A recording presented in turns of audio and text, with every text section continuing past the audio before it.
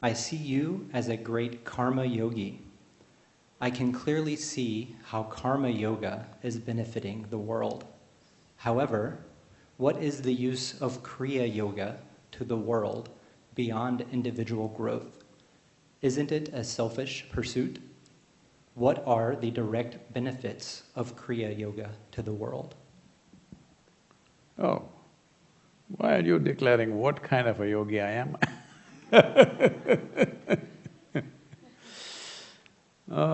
This is like…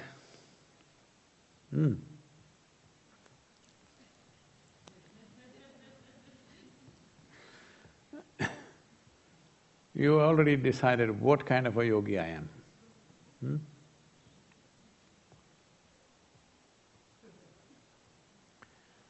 This happened.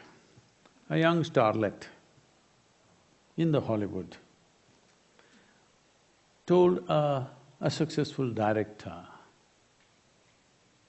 pretty as she was, she said, "I love you and I love you and I love you."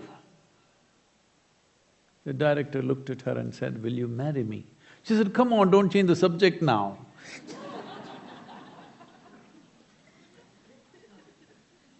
You already decided, so how do I change the subject, I'm wondering. That I am a karma yogi.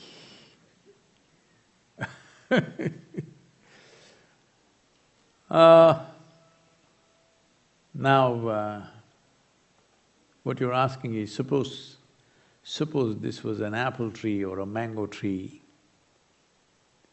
and full of fruit, you would go to the tree and say, "See, your fruits are fantastic, really useful to me." Usefulness is always about me, all right? "But why did you grow so tall?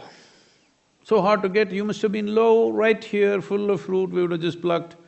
We could have gone even without Isaac Newton realizing that it falls down because it would be already down, we could just pluck and eat. Why have you grown so tall? Not understanding, only because he has grown so tall, he bears fruit. So there are two dimensions. One is growth, another is expression.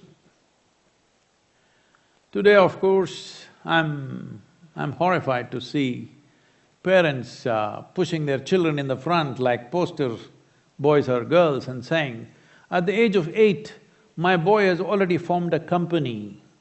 He's a CEO of a company which is worth $500,000.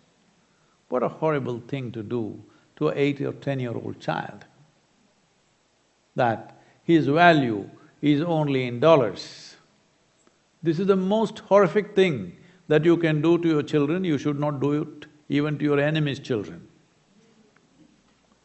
That at the age of 10, your boy is a CEO doesn't mean anything. Your boy or girl must be just eating well, playing well, sleeping well, growing well. Huh? He or she must grow. Then they will do something worthwhile if they've grown well. In body, mind, emotion, thought, in spirit, in their life energy, they've grown well, they will do something worthwhile as it is needed for that time of the world that they live in. But you're goal-oriented, you want fruit, you don't care about the root. Yes, fruit, not root, is the goal. So this happened, I think I've spoken about this in the past.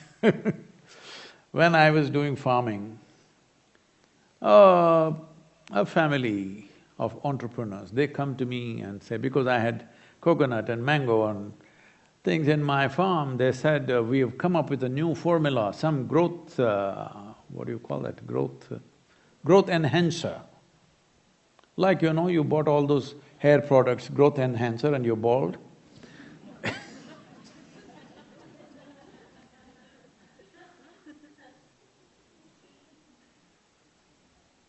And I said, "What is so special about this?" They said, "You don't have to do nothing with the root, just the fruit.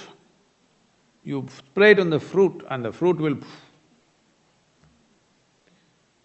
I looked at this person and said, why don't you spray it on your brain, son?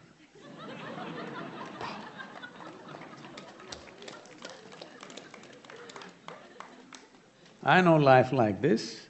If the root is enhanced, fruit will come. I'm willing to wait.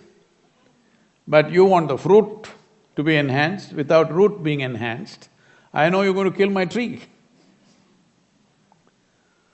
So, how does one become a karma yogi, first of all? Because one has grown beyond his own needs. His own survival, his own concerns are over, so he is doing something that's useful. Without that happening, if he tries to do things, then he will exhaust himself, he will become a frustrated creature in the world. When you try to do something that you're not ready for, you break one way or the other. So the most important thing is to enhance this life. Kriya Yoga means to enhancing this life in such a way that your own survival, your own psychological, emotional, physical survival is no more a concern to you. Anyway, it will happen. Now you will do something. What will you do? When your joy is not a problem, when your survival is not a problem, when your love is not a problem, when your emotions and thoughts are not a problem to you, what will you do? You will pick up something that's useful and do it or you will close your eyes and sit. Both are okay. Both are okay. Right now, closing your eyes and sitting without touching anybody is the greatest virtue in the world. All governments are advising, hello? International bodies are advising. For this, you must be in some way, this life should become self-sufficient, only then. So karma yoga will not come simply because you do hard work. In Tamil, we call this Kalida yoga. Kalida yoga means donkey yoga, hard work. Hard work, hard work. If you do hard work, you don't become karma yogi. Your work is a joyful expression of who you are, then you're a karma yogi. Because karma is not sticking to you, that's why you're a karma yogi. You heap up karma with difficulties, then where is karma yoga? See, karma means… this is a contradictory two words coming together. Karma means bondage. Yoga means liberation. Karma yogi means somebody who uses his bondage as liberation. Somebody who does activity as a means of liberation, not as a means of entanglement. It is only because of what you do, physically, mentally, emotionally, you get entangled with the process of life, isn't it? If you must already know, in the month of February,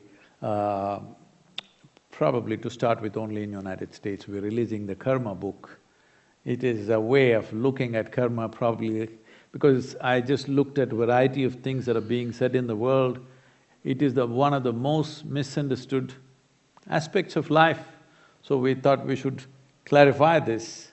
So, the book on karma, which is about gaining mastery over your own life or your own destiny, because how the old information plays in you determines what you think, what you feel, how you act.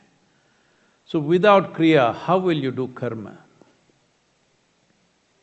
If we go back to the same analogy, kriya yoga is about making the tree grow, making the root strong, stem strong, branches and leaves and everything, useless things. So you thought. Then in the season, fruits will come. You thought that is the only useful thing. Now, the roots that you don't see are doing much more to the soil and to the land and to the life around it than the fruits that you eat. It actually is. So without kriya, without a human being elevating himself or herself to a certain level of freedom, there is no question of karma yoga. Then wherever you go, you will see only negativity. Wherever you go, you get battered. simply because you've not worked upon yourself. Because of this, everything seems to be negative. People, there is a saying in India, anywhere you go, you can either meet God or devil, it's up to you. Whoever you meet, you want to meet the divine in them or the devil in them, this is your choice. Yes, I make sure that I meet the divine in everybody, so everybody is wonderful. But if the same people, if you touch the devil in them, they are quite horrible, are you or not? Hello? So it's your choice whether you meet the divine in people or devil in people. Joshua Goldberg, when he was in school, one day went into the headmaster's room and said, "My friend Robin says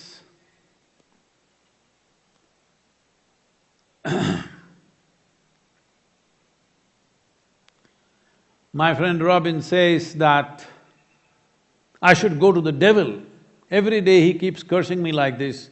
Because I'm Jewish, he says I must go to the devil." So the headmaster asks, "What have you done about it?" "Well, sir, I have come straight to you."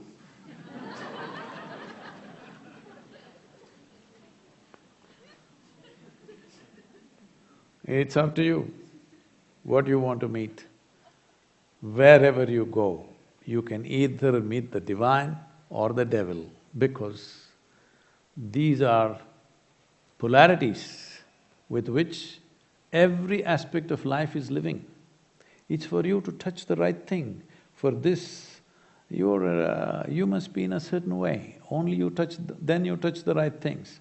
Otherwise, you'll touch all the wrong things. And when you touch wrong things in people, even the dearest ones in your life, oh, how nasty they can become, you have seen, come on. Hello? Wonderful people that you loved and adored, when you touch the wrong things in them, are they divine or devil? They become worse than the devil. So, Kriya is very, very important because you coming to a certain state is important. It's not about what comes to you. You coming to a certain state is what determines the quality of your life. What comes to you need not necessarily determine. Yes, that is also important. But even to draw the right things, you must be in a certain way. That is the first and foremost work that every human being has to do.